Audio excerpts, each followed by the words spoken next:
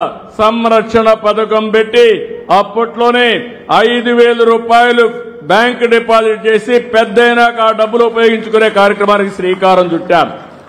అదే కాదు, కాలేజీల్లో 33% ఉద్యోగాల్లో రిజర్వేషన్లు పెట్టాం. నేను ఒకటే ఆలోచించాను, మగ పిల్లల కంటే ఆడపిల్లలు తక్కువ కాదు. తల్లిదండ్రులు బిడ్డల్ని సమానంగా చూసుకోవాలి. ఆ స్ఫూర్తితోనే ఈరోజు ఎంతమంది పిల్లలుంటే అంతమంది పిల్లలకి తల్లికి వందనం ఇచ్చాం. ఈరోజు ఇక్కడ చూస్తే ఓసారి మనం చేసే కార్యక్రమాలు ఒక చరిత్రకు శ్రీకారం చుడతాయి. అదే నేను ఒకే బిడ్డకిస్తే ఒకరు మాత్రం చదివిస్తారు, ముగ్గురిని లేకుంటే నలుగురిని. ఈరోజు నేను చూస్తున్నాను, ఇక్కడ నా పక్కన కూర్చున్న వాళ్ళిద్దరికీ 4 పిల్లలకి తల్లికి వందనం వస్తూ ఉంది. కొంతమంది 6-7 మందికి వచ్చింది. అదొక శుభ పరిణామం. నేను చాలా ఆనందంగా ఫీల్ అవుతున్నా. ఎంతమంది పిల్లలుంటే అంతమందికి తల్లికి వందనం కింద డబ్బులు ఇవ్వడమే కాకుండా పూర్తిగా వాళ్ళని చదివించే బాధ్యత, నాణ్యమైన విద్య ఇచ్చే బాధ్యత ఈ ప్రభుత్వం తీసుకుంటాం. అందుకనే ఈరోజు మీరు చూసినప్పుడు ఒక మంచి సంకల్పం. ఇప్పుడే మంత్రి గారు చెప్పారు, ఒక మాట అన్నారు.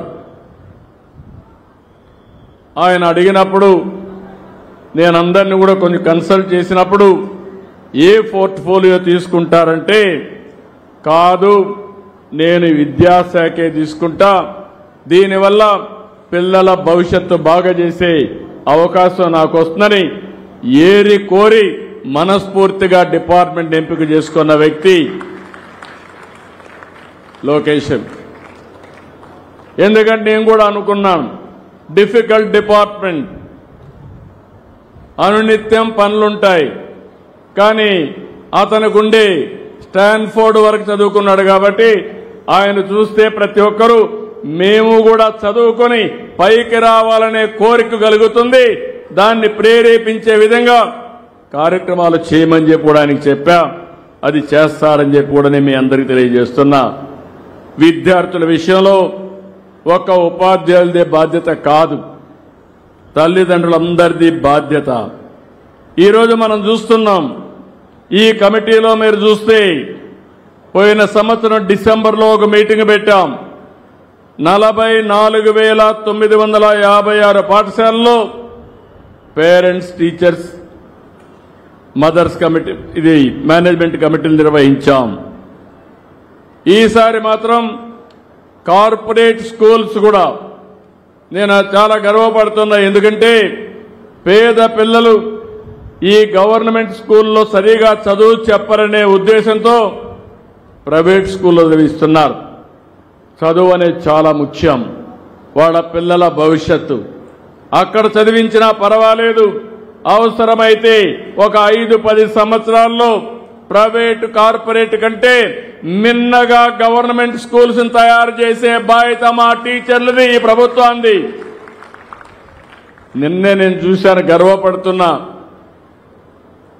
ఒక నెల్లూరు ఒక స్కూల్ అయితే నో వేకెన్సీ బోర్డు పెట్టారు.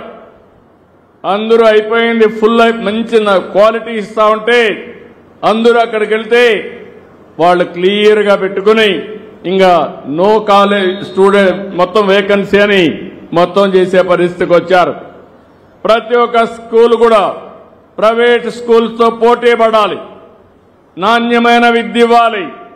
అవసరమైతే మళ్లీ పిల్లలందరూ మన స్కూళ్లకు రావాలి.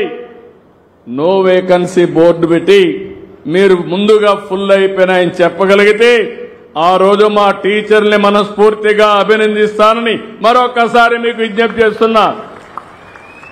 మన టీచర్లు ఏం తక్కువ కాదు, చాలా సమర్థవంతమైన టీచర్లు.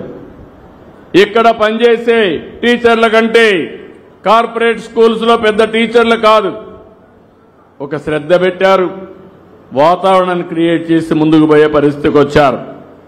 ఈరోజు రాష్ట్ర ప్రభుత్వ పరంగా ప్రభుత్వం ఎయిడెడ్, అన్ఎయిడెడ్, జూనియర్ కాలేజీలు అన్ని కలిసి నిర్వహిస్తున్నాం.